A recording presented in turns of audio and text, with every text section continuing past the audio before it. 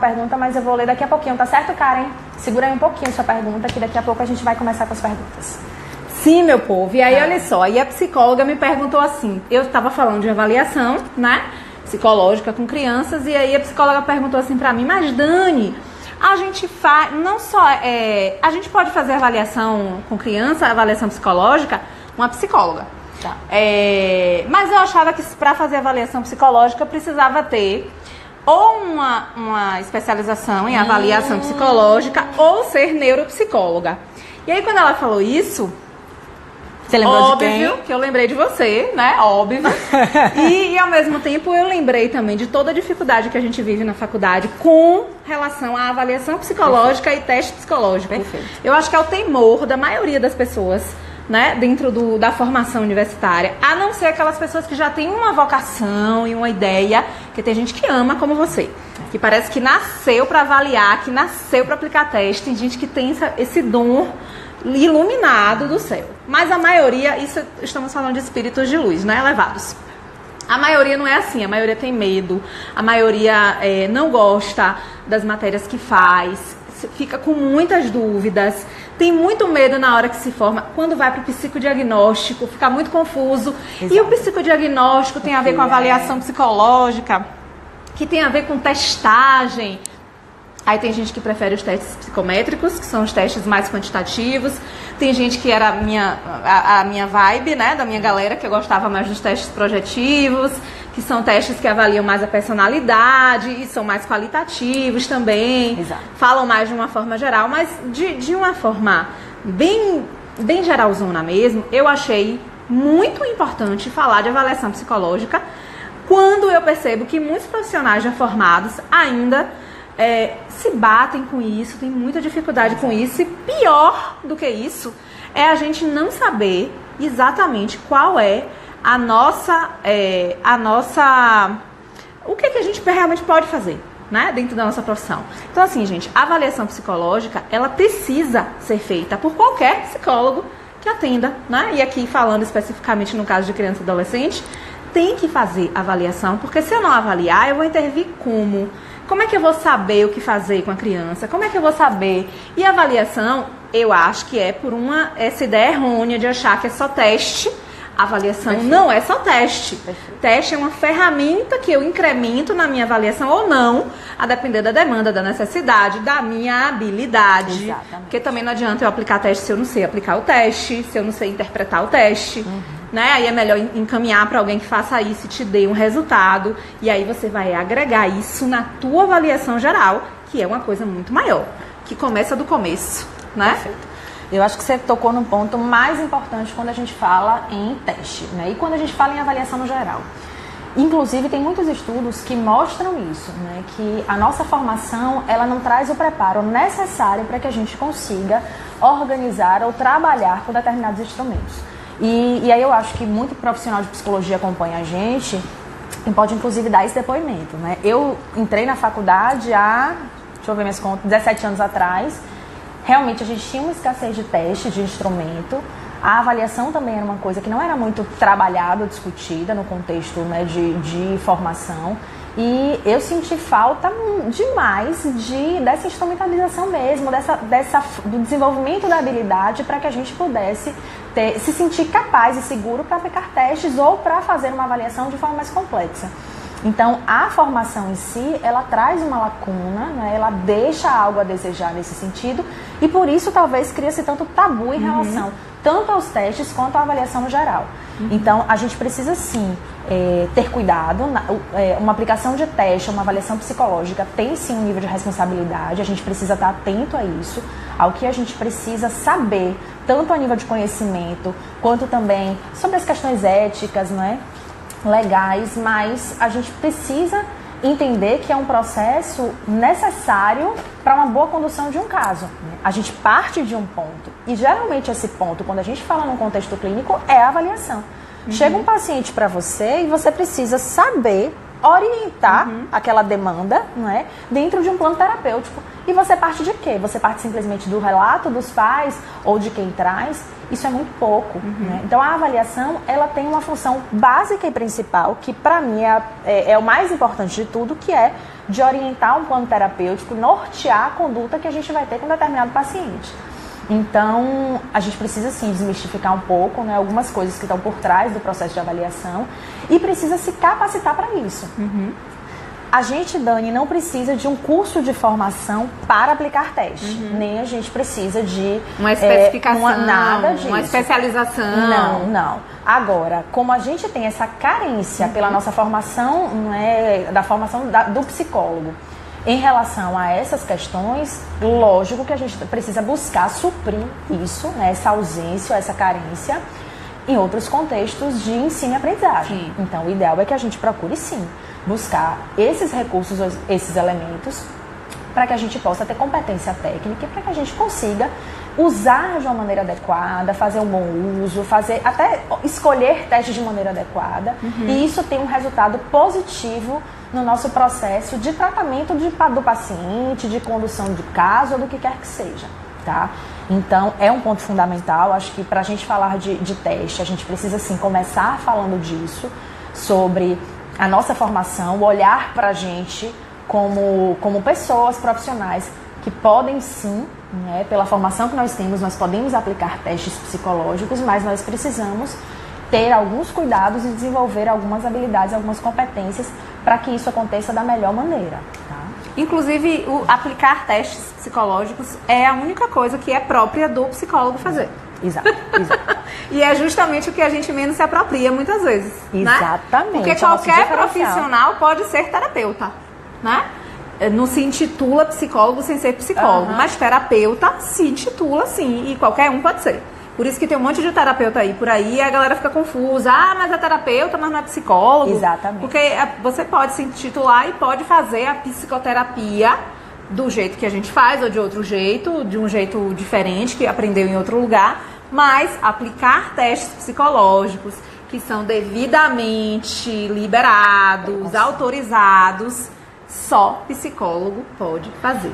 Isso. Na verdade, psicólogo e estudante de psicologia também pode sob supervisão. Boa. Tá? Isso aí. Então, quando a gente pensa num teste como recurso e como instrumento, sim, é algo que cabe à nossa categoria, né, esse uso e essa condução.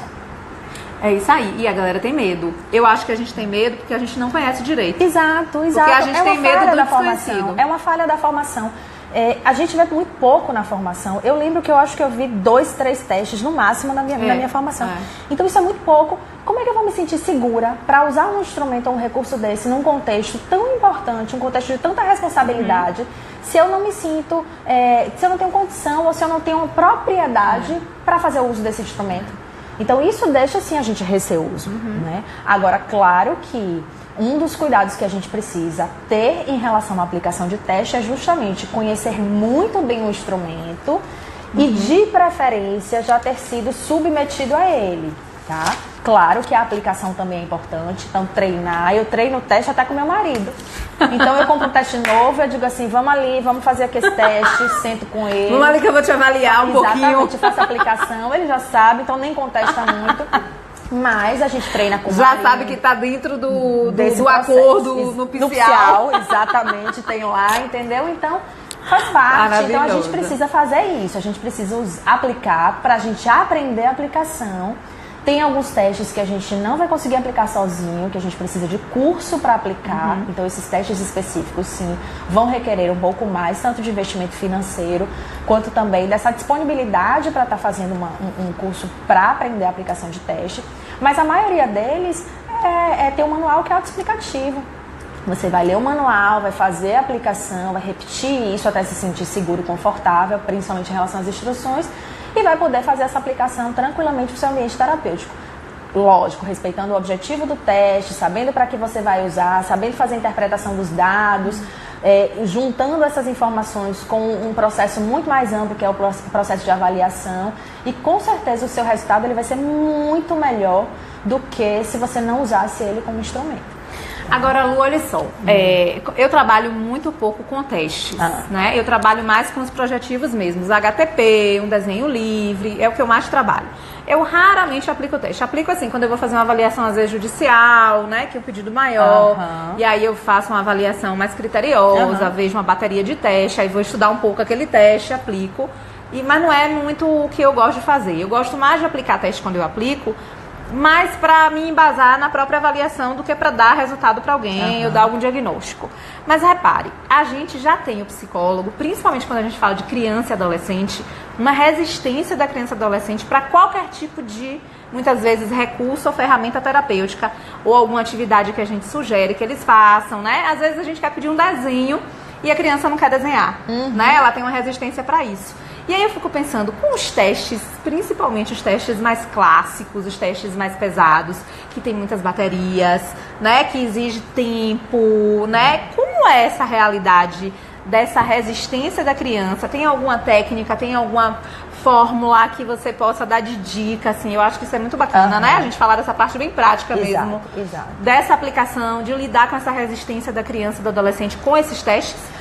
Bom, assim, se a gente pensa na testagem dentro de um processo avaliativo, a gente tem que ter alguns cuidados e um deles, claro, que é em relação a essa condição de avaliação.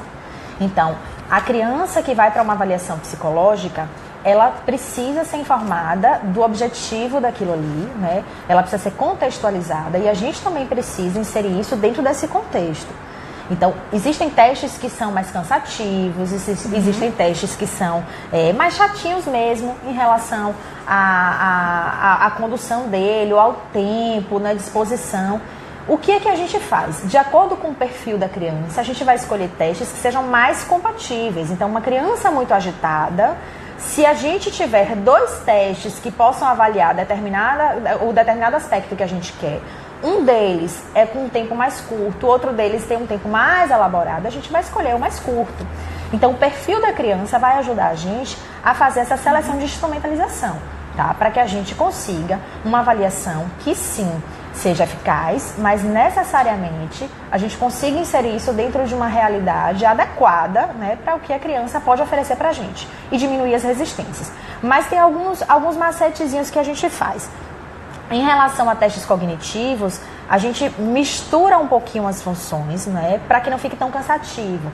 Então a gente começa com teste de inteligência, aí a gente faz atenção, funções executivas, memória, então a gente vai misturando as funções para que não fique um teste tão cansativo. Então um teste com o mesmo objetivo não fique tão maçante para a criança repetir uma bateria por muito tempo. Se o teste permite isso, a gente pode sim flexibilizar nesse sentido.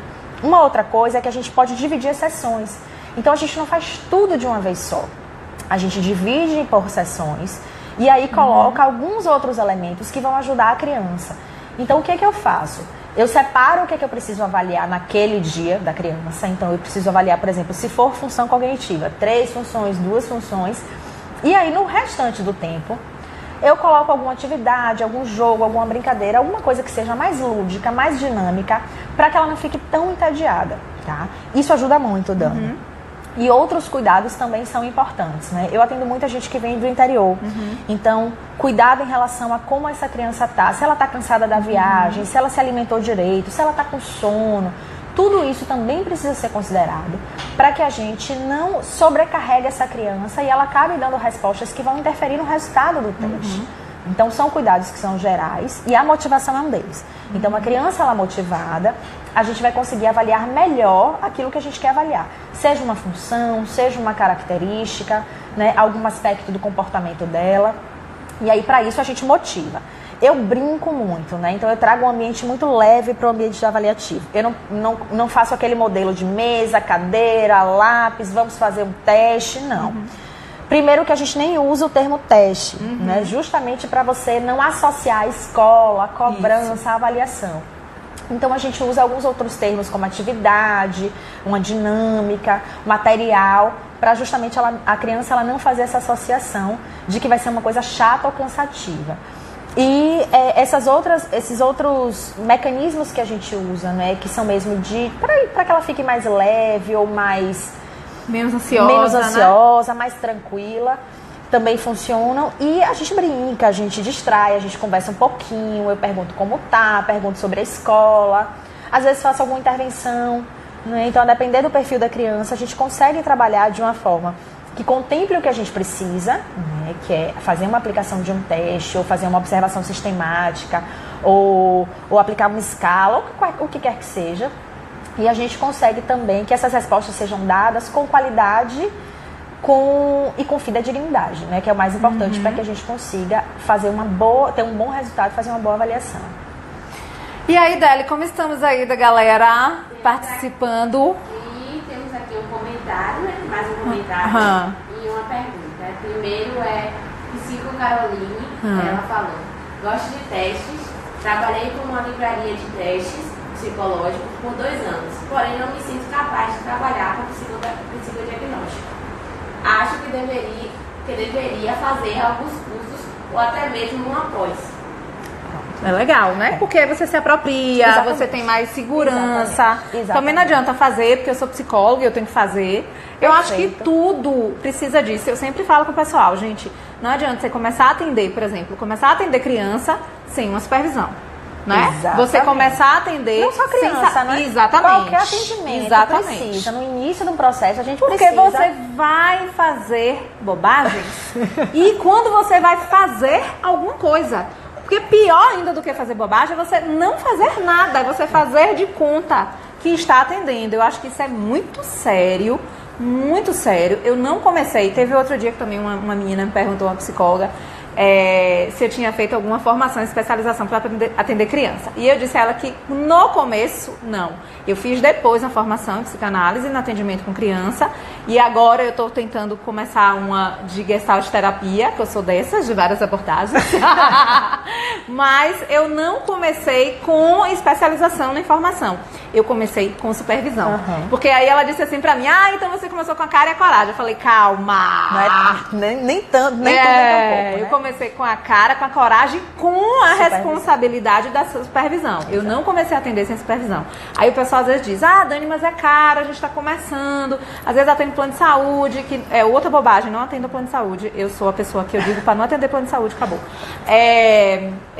Então eu tô atendendo, tá começando, ninguém cobra muito caro, quando começa é normal. Mas, gente, vale muito mais a pena você pagar para fazer os primeiros atendimentos excelentes do que você receber os primeiros atendimentos péssimos e nunca mais fazer nenhum. Exatamente. E ficar ainda com a fama péssima depois. Não voltam, os pacientes não vão voltam voltar. e nem indicam ninguém. Não, com certeza. E você não vai para lugar nenhum. E, além disso, você fica frustrado. Porque certeza. Você mesmo percebe... Se sente incapaz. Exatamente, que você não está fluindo, que seu trabalho não está fluindo. Então, minha gente, pelo amor de Deus... Quem está começando, e às vezes assim, eu já me formei há 10 anos, já atendo adulto, mas agora eu estou começando a atender criança e adolescente. Vai para a supervisão, pelo amor de Deus, porque é completamente diferente. É outra pegada e faz os meus cursos também. E ano que vem vai ter curso meu e de Lu, se preparem, porque vai ser o curso da pegada do sucesso. Que a gente vai juntar as duas coisas. O lúdico e o consultativo. Eu achei bem legal, Carol, o seu comentário, né? Primeiro pela coragem mesmo da gente assumir pra gente, né? Que a gente tem fragilidades, que a gente tem pontos de vulnerabilidade na nossa formação profissional e na nossa caminhada, na nossa trajetória. Isso é de uma coragem absurda, tá? E isso deixa a gente num lugar de aprendizagem. Porque quando a gente acha que sabe tudo, a gente não procura mais, né? A gente não procura se nutrir de informação ou de conhecimento. E a gente precisa estar sempre aprendendo. Teste requer sim habilidade, porque a gente tem que primeiro saber escolher teste, a gente precisa saber aplicar o teste, a gente precisa saber interpretar o resultado do teste e a gente precisa saber colocar tudo isso num contexto muito maior, num contexto muito mais amplo, para que tenha um significado e um resultado para o nosso processo de trabalho. Então, que bom que você tem essa postura de assumir isso, é muito legal isso.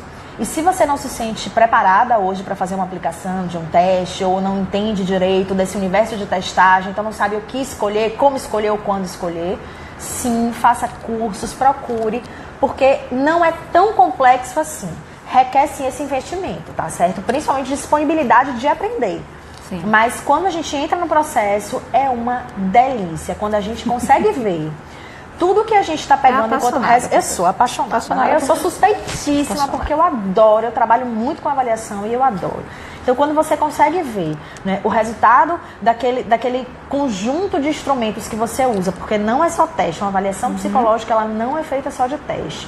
Então você vê o conjunto daquilo ali em prol do desenvolvimento do seu paciente, lhe abrindo um leque de possibilidades de trabalhar com ele, isso é extremamente valioso para o processo de trabalho e processo terapêutico, tá? Então, e eu costumo dizer assim, que uma das melhores coisas da avaliação é que ela faz a gente não perder tempo com o paciente. A gente não expõe o paciente a intervenções desnecessárias. Porque quando a gente não sabe o que ele tem, não sabe quem ele é, a gente não consegue inferir das características ou do potencial que ele tem, a gente sai fazendo qualquer coisa de maneira aleatória. Algumas funcionam, outras não, mas não faz o menor sentido. Não existe uma linha, não existe uma organização ou alguma coisa que seja consistente e que embase aquele tipo de trabalho. Então, realmente, a avaliação psicológica, o uso dos testes dentro da avaliação psicológica, ele dá pra gente um norte muito legal e, com certeza, melhora o nosso resultado, sim. Claro que existem várias formas da gente fazer isso. A avaliação ela não é feita só de teste. Tem profissional que usa teste, que gosta disso, tá? Tem profissional que usa de forma errada, que pega aquele resultado ali isolado, aplica uma escala, aplica um teste, pegou o resultado e usa aquilo ali como uma referência única, né? Às vezes para dar um diagnóstico que é extremamente irresponsável ou para tratar um prognóstico. Tá? Mas, e tem profissionais que não se sentem confortáveis, não se sentem à vontade de usar testes, mas usam outras técnicas e a gente tem um monte, né? Inclusive, para avaliação, para mim, o mais importante é a anamnese. Sim. Não é teste, não é... O teste, na verdade, vem até mais como para dar um respaldo para a gente ou para fazer a gente confirmar a hipótese ou refutar a hipótese. Mas a anamnese é o elemento mais fundamental de um processo de avaliação psicológica. É isso aí. Porque é ali que a gente vai conhecer a história do paciente, as demandas, ouvir, ver a referência que aquelas pessoas têm do paciente, perceber como é a estrutura dele de vida. Então a gente vai ter dados importantíssimos, riquíssimos, que vão inclusive dizer pra gente o que é que a gente deve fazer dali pra frente, ou para avaliar, ou para tratar aquela criança ou aquele paciente no geral. E até para escolher os testes, né? Até para escolher. Até para escolher. A gente, na verdade, trabalha com os testes de duas formas. A gente pode usar baterias que são fixas ou a gente pode usar flexíveis, né? Geralmente a gente usa flexível. Por quê? Porque a gente vai conhecer o paciente, entender como ele funciona e a partir dali a gente vai, como você falou, a gente vai escolher o material, a gente vai selecionar o material que a gente vai usar para avaliar o que a gente precisa ou o que a gente quer avaliar, tá? Mas existem baterias que são fixas, que são usadas, geralmente são usadas em pesquisa, são usadas baterias de rastreio, né, que eu falei no curso. Eu adoro bateria de rastreio, é uma bateria que é fixa. Que você também às vezes aplica com a família, não só com a criança, adolescente. Exatamente. A gente também pode usar... Tem alguns inquéritos, alguns instrumentos que usa com a família, especialmente. Principalmente se você está avaliando, por exemplo, alguma questão do desenvolvimento da criança mesmo, né? Desse primeiro momento do desenvolvimento. Existem escalas, né? com a família. Existe material que a gente manda para a escola, né? Então depende muito do caso, da demanda, do perfil do paciente para a gente poder fazer essas inferências todas.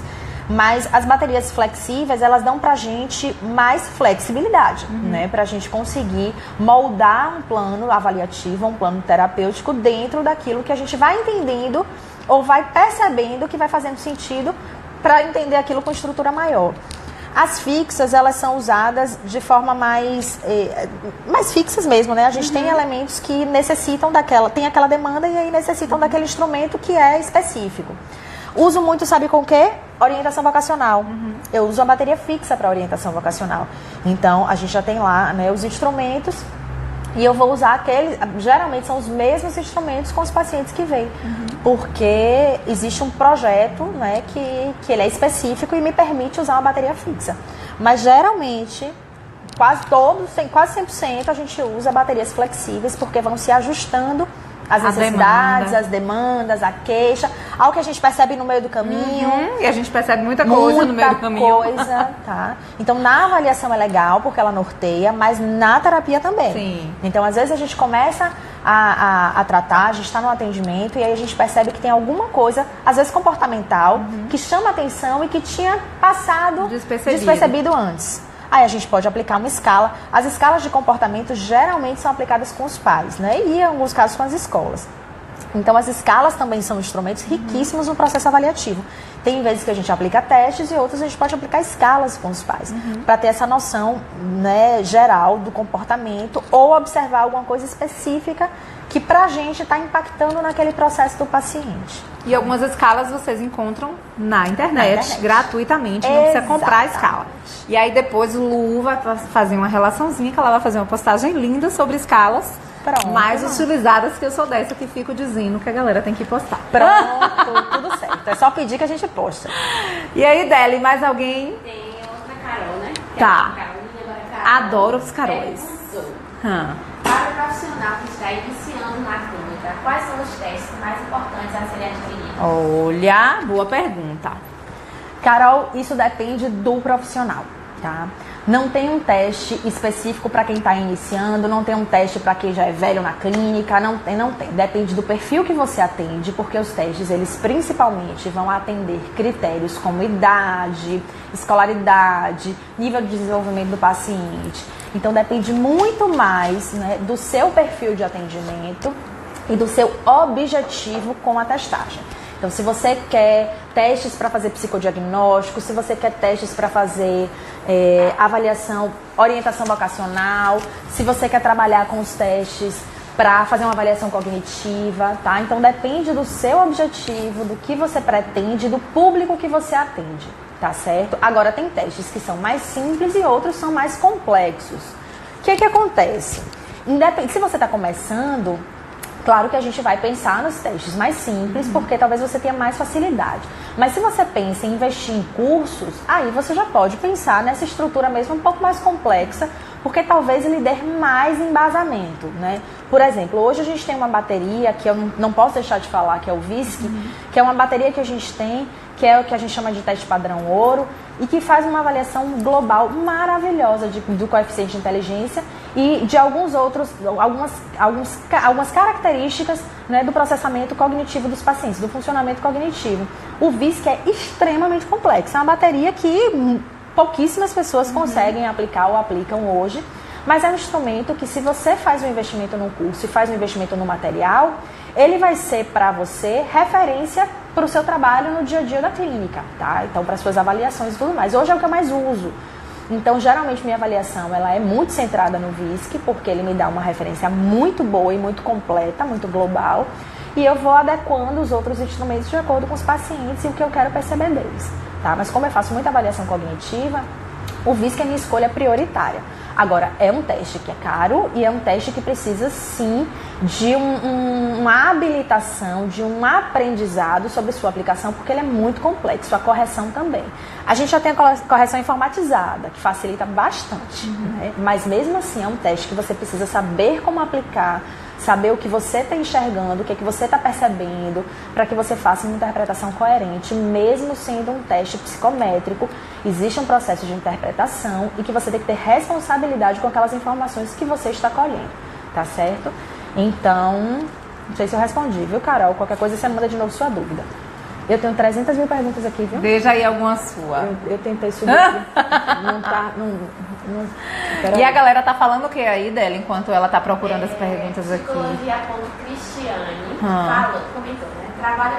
Trabalho com os testes há 19 anos e adoro. É de suma importância estudar esses materiais e analisá-los em um contexto amplo. Massa! E também tem outra pergunta aqui, mas aí... Vamos deixar para daqui a pouco. De Karen Oliveira Psi. Quando eu vejo a necessidade de fazer um teste, quais os sinais que vejo de que a criança necessita de teste?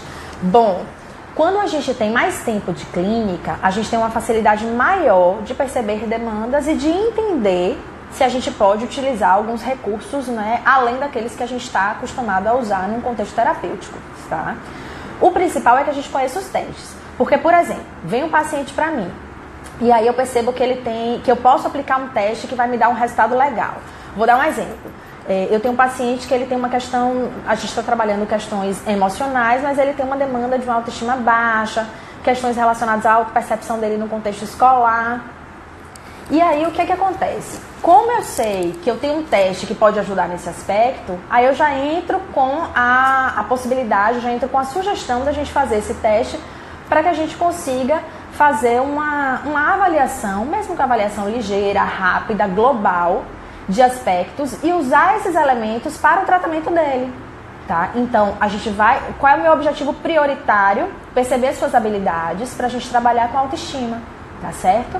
Então, acontece muito, né? Principalmente adolescente, que tem questões com o colégio, com a aprendizagem. A gente faz um teste de QI, por exemplo, simples, um teste somente que faz uma inferência do número do QI, uma referência do número do QI. E aquilo ali já deixa a pessoa, já deixa o adolescente super feliz, super feliz, empolgado, porque ele não se percebia como alguém que tinha uma capacidade intelectual. Exatamente. Isso aí. Entende? Então, claro que aquele resultado isolado, ele não vai dizer muita nada. Coisa. Mas para o paciente que está com estrutura emocional de uma baixa autoestima, pouco autoconfiante, aquele númerozinho ali pode fazer uma diferença absurda. Toda uma significação. E não é um caso só não que eu tenho. De como a gente consegue alavancar um processo terapêutico até de tratamento da autoestima, de aumento da autoestima, por conta de um recurso simples usado ali sem nenhuma maior intenção. E você está dando feedback para aquela pessoa, né? Você está dizendo para ela, é assim que eu tô te percebendo. Porque quando a gente atende criança e adolescente, às vezes a gente deixa passar isso.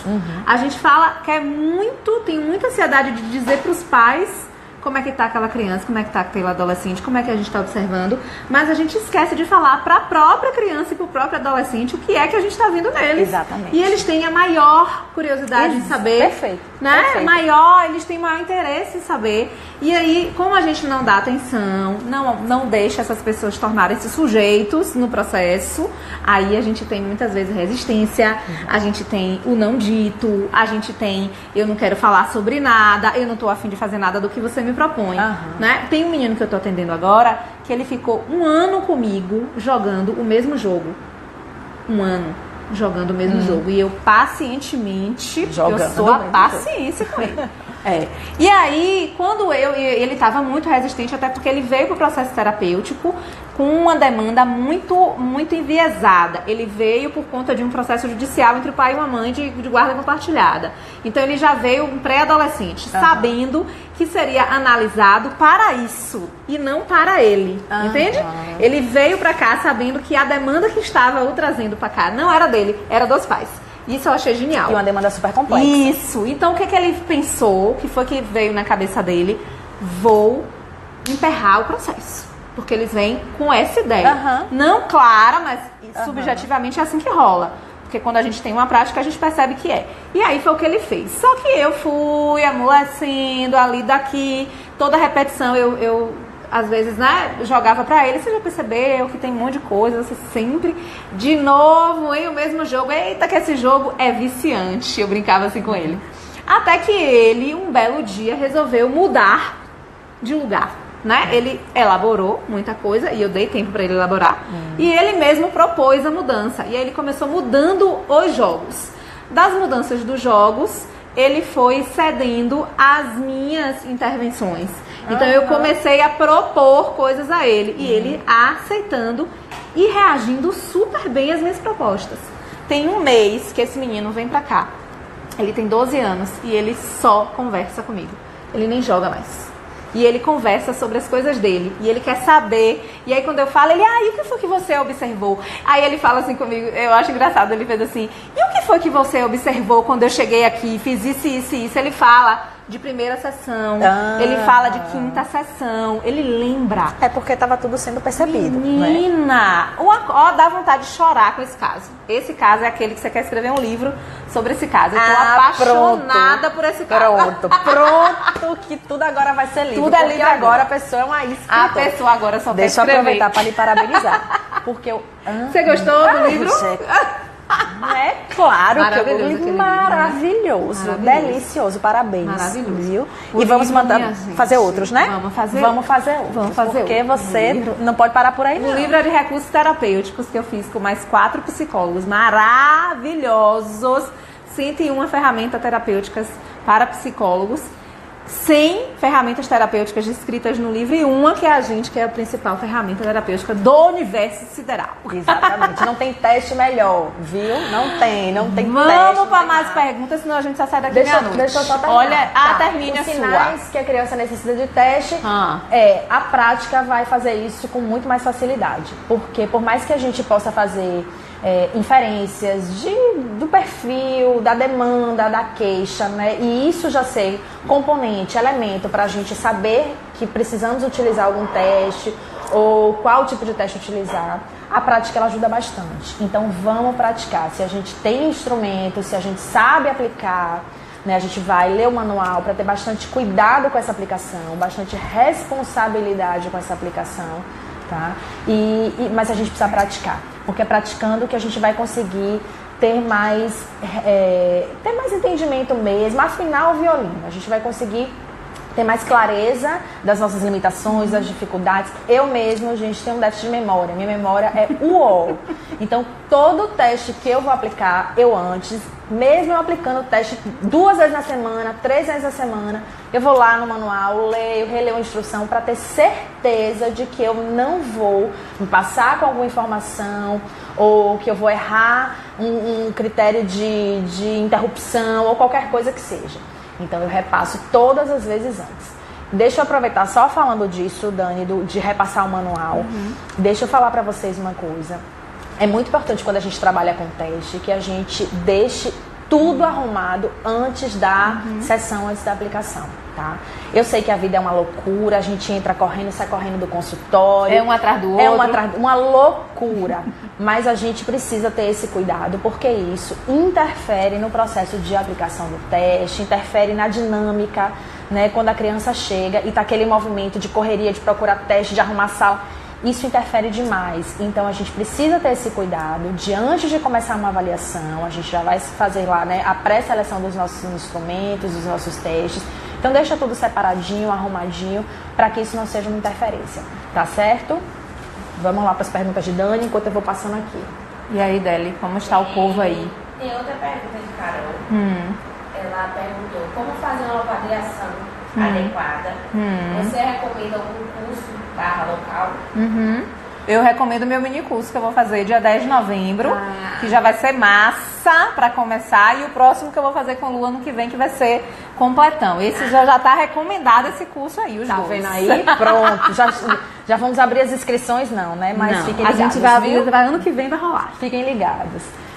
Qual foi a outra pergunta que ela fez antes?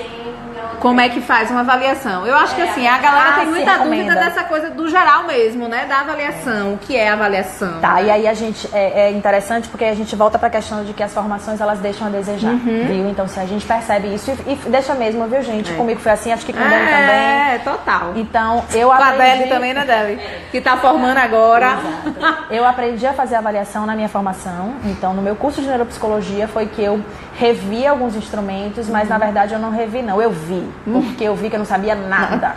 Essa era a sensação. Quando eu entrava no curso eu fazia assim, meu Deus, o que é que eu perdi na minha vida? Dormir não é possível. Porque a sensação, Qual foi a aula que eu perdi, Jesus, na faculdade? Foi o momento da vida que passou e que eu não percebi. Porque a minha sensação era essa, era de que eu não sabia nada. Então vamos correr atrás disso sim, as formações ajudam bastante. Necessariamente não precisa de uma forma, de uma especialização ou nada disso para uma aplicação, mas existem cursos específicos, inclusive dos testes. Então, eu quero aprender como trabalhar com teste tal, então eu vou lá e procuro um curso do teste específico, tá certo? E também aqui a psicóloga Rosiane, ela perguntou, para a criança, ela vai ao consultório para aplicar. Como você avisa ela que irá aplicar um teste? Ela entra acompanhada? Depende do objetivo. Quando a gente vai aplicar teste ou fazer uma avaliação, tem que ter um objetivo, né? Tem que ter um contexto e um objetivo. Então, quando a gente tem um objetivo no teste, a criança que vai para fazer a avaliação, ela geralmente está inserida nesse contexto, ela sabe qual é o objetivo daquele momento. Então, ela já sabe que ela vai ser avaliada por alguma coisa ou com alguma questão. Os instrumentos, eu gosto muito de falar dos instrumentos antes, para meio que familiarizar a criança, né? Para ver a aceitação dela, se tem alguma coisa que eu preciso mudar ou não. Então eu gosto muito de situar, né? De contextualizar para a criança ou para a família antes. Geralmente, a gente faz a aplicação do teste da criança sozinha. Dificilmente a gente avalia, a gente faz uma aplicação de teste com outras pessoas. Por quê? Porque aquelas pessoas podem interferir na resposta da criança. Não é que, por exemplo, o Dani está aqui, Dani vai me dizer, não é isso. Mas a presença de Dani pode, exatamente, pode inibir ou pode até provocar uma resposta diferente da natural. E o que é que os testes fazem? Eles vão promover, eles vão fazer com que a gente consiga colher informações de uma maneira muito essencial, muito verdadeira, muito próxima daquilo que é descritivo da nossa natureza, da nossa realidade. Então, a gente precisa evitar interferência, tá? E um pai, uma mãe, um tio, qualquer outra pessoa pode ser uma interferência. E outra coisa, se a gente fala de teste cognitivo, aí é mais importante ainda. Né? Como é que eu faço um teste de atenção se eu tenho ali uma pessoa que de repente se mexe e aí o paciente vai lá e faz assim, ó. Acabou o teste.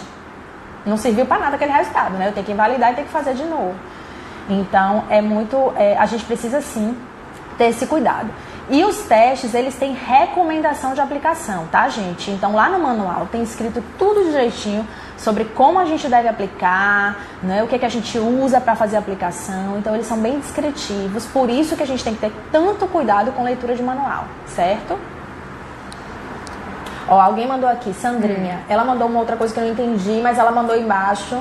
Assim, o complexo é juntar as informações, interpretar e tal. Num raciocínio clínico, e para isso você precisa saber do desenvolvimento da psicopatologia, dinâmica da personalidade, psicofarmacologia. Ó, depende do seu objetivo com a avaliação e com o teste, tá certo? Se é um teste para uma finalidade de diagnóstico, claro que você vai precisar conhecer do quadro, né, da patologia, da estrutura do quadro, da estrutura do transtorno.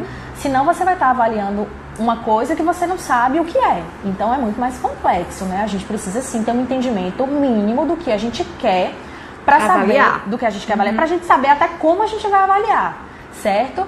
E sim, a gente precisa ter o maior cuidado em juntar essa informação a todo um outro contexto, né, de observação clínica, de outros instrumentos utilizados, recursos lúdicos, brincadeiras, observação com o paciente no ambiente ecológico, então na escola ou em outro contexto, com a anamnese, que é o mais importante de tudo. Então, a gente precisa sim saber como juntar essa informação, como entender essa informação dentro desse contexto e para daí a gente fazer as inferências necessárias, tá? E aí, Deli? Tem outra pessoa aqui, a psicóloga Cleide. Ela perguntou: qual teste que você utiliza para avaliar e trabalhar a questão da autoestima, da baixa autoestima? Bom, a gente precisa entender o que é que está por trás da baixa autoestima, porque aí são questões emocionais, né?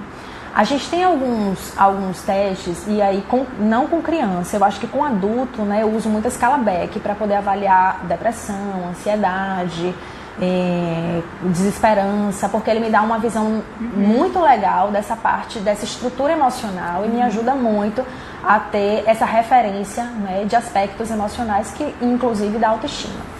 Com criança, a gente não precisa de um teste, até porque a gente não tem teste para avaliar a autoestima de criança, tá? Mas o que é que a gente faz? A gente pode usar escalas de comportamento, porque isso vai dar pra gente uma referência mais ampla. A que eu gosto muito de trabalhar é a CBCL, eu acho que é a que eu mais uso. Minhas avaliações todas, praticamente todas, tem a CBCL, que é uma escala de comportamento e vai me dar uma visão muito global pela referência da família, tá certo? E aí eu consigo perceber traços, sim, da autoestima e de outras questões da estrutura emocional, tá certo? A gente também consegue muito ver a autoestima no HTP, no projetivo HTP. Ótimo, é muito legal. Ótimo. Porque traça muito, o HTP traz muita informação sobre a personalidade da criança e muita informação sobre a relação familiar que a criança tem ali, a relação com a família, a relação com ela mesma, a visão que ela tem dela mesma, né? Quando ela desenha a pessoa, quando ela desenha a árvore, quando ela desenha a casa. Então, o HTP é muito bacana para a gente avaliar essas questões de autoestima. Os testes projetivos no geral, eles são bons para a gente avaliar as questões emocionais, e porque eles vão muito por essa questão da subjetividade. E eu gosto de usar também a escala de estresse infantil. Estresse também. Você tem? Adoro. Eu gosto também. Eu gosto bastante também, que dá pra gente uma visão bem legal dessa questão da estrutura psicológica. E aí a gente precisa avaliar, por exemplo, se a gente está avaliando a criança ali, brincando, na relação terapêutica, no espaço, nas técnicas lúdicas, às vezes a gente percebe que aquela baixa autoestima vem não de uma forma equivocada, mas um enviesar assim, vamos focar. Né? Vamos para o ponto que está chamando a atenção da gente. E não necessariamente precisa ser um teste especificamente para isso. Exato. Até porque a observação desse contexto lúdico já fala muito de autoestima. Então, numa brincadeira, você vai ver autoestima demais em vários movimentos. No jogo. Exato. Você vai perceber como é que está a autoestima daquela criança. Tá? E também nas relações, né? No relato das relações, a gente também consegue avaliar ele. Tem criança que fala brincando, porque eu sou muito burra. Exato. Né? Eu sou muito burra. Mas todo mundo. Mas você não pode me dizer, eu sou burra. Tem criança que fala assim. Eu não vou conseguir. Eu não vou conseguir. Não, você sempre vai ganhar de mim. Né? Ou escolhem brinquedos muito fáceis, que você vê que não é mais compatível. Ou mesmo porque tem confiança ali, tem isso, a repetição traz isso também. Não só o fato de não elaborar, mas o fato de ser minha zona de conforto. É o que eu sei fazer ali, eu não morri, eu fiz com ela, não morri, tá tudo bem, eu vou me garantir ali de novo. Perfeito. Bom, Sandrinha perguntou sobre laudo. Na verdade ela falou, construir o laudo só se aprende fazendo. A gente tem alguns modelos, a gente tem algumas referências. Eu, quando comecei a fazer laudo, eu lia muito laudo de outras pessoas. Então, eu via muito laudo de outros profissionais para eu poder entender como era a construção de um laudo, né? Porque nos cursos isso é algo que, por mais que se ensine, é muito distante de quem não faz, de quem não tem a prática. Então, eu me embasava muito pelos relatórios de outros profissionais que eu tinha acesso e que eu ia vendo. Com o tempo, eu fui construindo um modelo muito pessoal. Né? Tanto de estrutura quanto também da linguagem e tudo mais, mas isso vem sim da prática. Trabalho com avaliação, perícia, construir um raciocínio clínico, perpassa, elaborar laudo. O laudo é muito importante. Tem muita gente que faz avaliação e que não dá nenhum embasamento, né? Ou um relatório ou um laudo depois do processo. Isso é muito delicado, porque se você está avaliando, você precisa dar um documento dessa avaliação. Isso faz parte dessa demanda avaliativa, né? Primeiro, porque as pessoas elas precisam dessa referência, desse norte, e segundo, porque faz parte do processo avaliativo você construir algo a respeito dele, né? A avaliação ela se encerra com o documento. Então é importante sim que a gente aprenda a construir esse documento e vá aprimorando à medida que a gente for fazendo mesmo. Inclusive tem a nova resolução do CFP aí, falando de laudo, falando de relatório. Perfeito. De como desenvolver esses documentos. E muita gente passa batido com essas coisas. A gente não lê, a gente não sabe. Muito psicólogo escreve laudo, escreve relatório. Tipo assim, a Juliana até falou isso semana passada. Ela é muito inteligente. Inteligente como, gente? Como inteligente assim? De quê? Mediu como? Viu aonde? Exatamente. Então eu tenho que evitar a própria senso linguagem comum. do senso comum. Perfeito. Da coisa informal. É um documento. Perfeito. E eu não sei aonde vai parar esse documento. Exato. Tô entregando pro pai e pra mãe, eu preciso escrever de um jeito que eles entendam. Beleza, mas esse pai e essa mãe podem enviar isso pra escola, pode enviar isso pro juiz, numa situação de guarda, de judicial, né? Para um outro profissional de outra área, um médico, um psiquiatra, um fono. E essa galera precisa ver profissionalismo no que você escreveu. Claro. Porque senão você mesmo vai dar um tiro no seu pezinho com o que você escreveu. Sabe o que mostra isso? Que a pessoa não entende o que, ela está fazendo. É só isso. É isso ela pode ter feito uma avaliação maravilhosa, mas se ela não soube descrever o que ela fez. E outra coisa que ajuda muito a gente fazer isso, nessa prática de escrever laudo e relatório, é a gente escrever a sessão que a gente faz com a criança. Escrever, vamos relatar, vamos dizer o que a gente achou, o que foi que a gente entendeu, vamos utilizar as palavras. Aí no outro dia a gente tem uma folguinha, porque a gente tem que ter, viu, gente? Não adianta só atender, eu tenho que fazer 1000 outras coisas além de atender. E eu refaço de novo aquilo que eu escrevi, eu reorganizo as minhas ideias, eu vou para minha supervisão. Quando eu faço minha supervisão, o que é que acontece? Eu falo de novo sobre aquilo que eu fiz com a criança e eu tenho vários insights, né? Eu rememoro aquilo que eu fiz, Gente, isso é incrível, isso é quase mágico. Então não dá pra gente só atender e ficar ali, atendi, tchau, e no dia lá de fazer a devolutiva com os pais, eu não sei o que eu vou falar com os pais e eu não sei o que eu vou escrever no relatório. Aí depois, vocês não reclamem que eu mato um por um.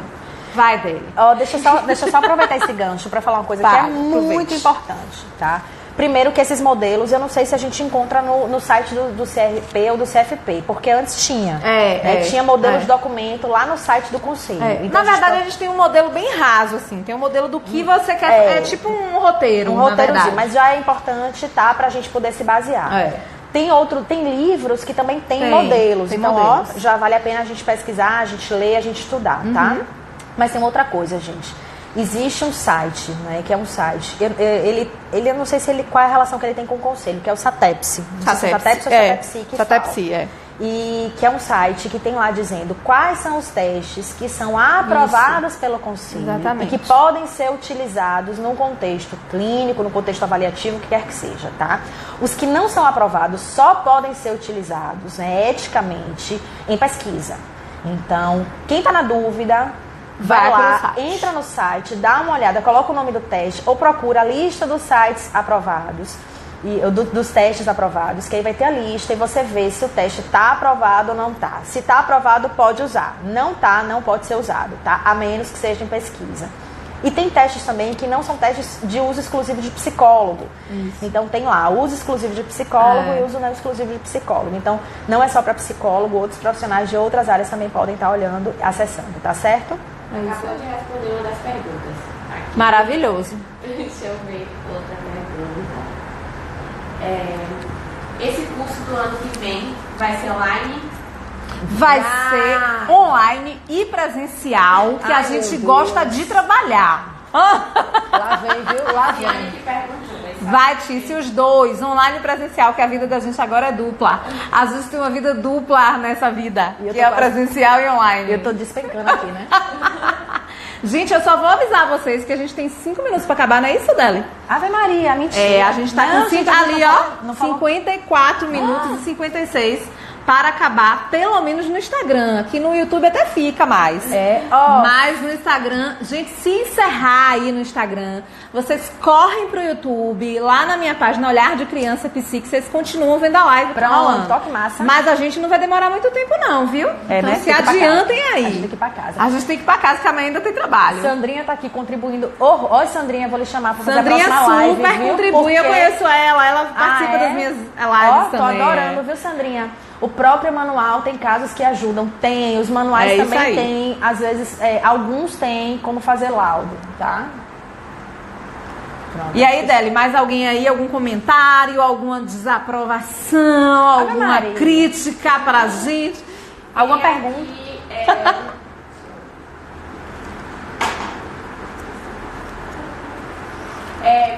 Eu tô até agora arrasada que ninguém mandou beijo.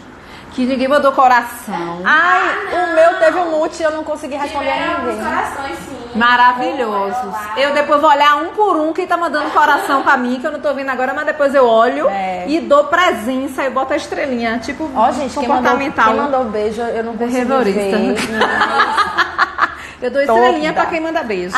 Dou estrelinha, vai ficar ganhando. E no final, essas estrelinhas eu vou computar pra ganhar até um desconto nos meus cursos online. Eu sou dessas. Tem 2 perguntas aqui parecidas. Então leia uma. Rápido, cada hora. Escalas, né? Onde encontrar se essas que vocês internet. Leia as 2 perguntas que a gente responde em uma resposta só. A primeira é: as escalas disponíveis na internet que a Dani citou são confiáveis? Onde encontrar? E onde encontra essas escalas? As escalas. Pronto. Olha, gente, na internet são confiáveis? Depende. Você precisa ver qual é a escala, tá? E você precisa ver qual é o tipo de estudo que foi feito para que tenha se chegado àquela escala. Normalmente eu pego escala de artigo científico. Artigo científico, exatamente. E você vai pegar um artigo científico que seja de uma realidade próxima ao que você quer avaliar. Então, assim, eu vou pegar um artigo científico do exterior, lá de um lugar longe, que tem um público que é diferente, com um perfil diferente. Não, aí realmente não vai ser uma escala que vai ser adequada, ou normatizada, ou padronizada para o que você quer. Então toma cuidado com isso. Olha lá o artigo. No artigo vai ter também a correção, vai ter tabela, que aí você vai poder usar ela de uma forma muito melhor, né? Vai usar aqueles dados de forma muito melhor. Mas toma cuidado com isso sim. Foi importantíssima essa pergunta, tá? Cuidado com as coisas de internet. E se vocês encontram essas referências, busquem também os artigos que embasam essas escalas. Porque os artigos, eles contêm os estudos que foram feitos para se chegar até aquele material. Certo? Mais alguma coisa? Tem a Marília, ela já fez essa pergunta 2 vezes. Marília Vieira. Ela perguntou qual a sua opinião a respeito do teste Neopsilin infantil. O Neopsilin, quando eu comecei a estudar ele... Parece um nome de remédio. Eu estava fazendo minha formação. Então, a gente estudou... Ele tem vários subtestes, a gente estudou os subtestes, mas ele ainda não estava sendo vendido. Então, eu não conheço ele enquanto a aplicação e também o resultado, tabela, normatização. Falam muito bem, tá? Como eu uso, eu já tenho uma instrumentação, que também é uma instrumentação que é bem cara, e o Neopsilin tem um custo muito elevado, aí eu acabei não comprando, não adquirindo ele enquanto material ou recurso terapêutico. Então, assim, quando eu estudei, né, ele ainda estava sendo lançado aqui, estava fazendo estudo para ele ser lançado aqui, e parecia muito interessante. Os subtestes pareciam ser muito interessantes, vinha com uma proposta bem legal, mas eu não conheço ele na aplicação na prática, certo? Mais algum? Alguém perguntou qual site. Acho que era do... Satepsi. O resto eu não sei. Mas bota lá no Google que aparece. E se vocês tiverem dificuldade, entra no site do conselho, que eles também eles dão essa referência. Exatamente. Vocês botam lá testes psicológicos, aprovação. Aprovados pelo... Exatamente. Que aí aparece. 30 segundos, hein? É isso aí, galera. A gente tá só acabando e eu só queria agradecer a presença de todo mundo.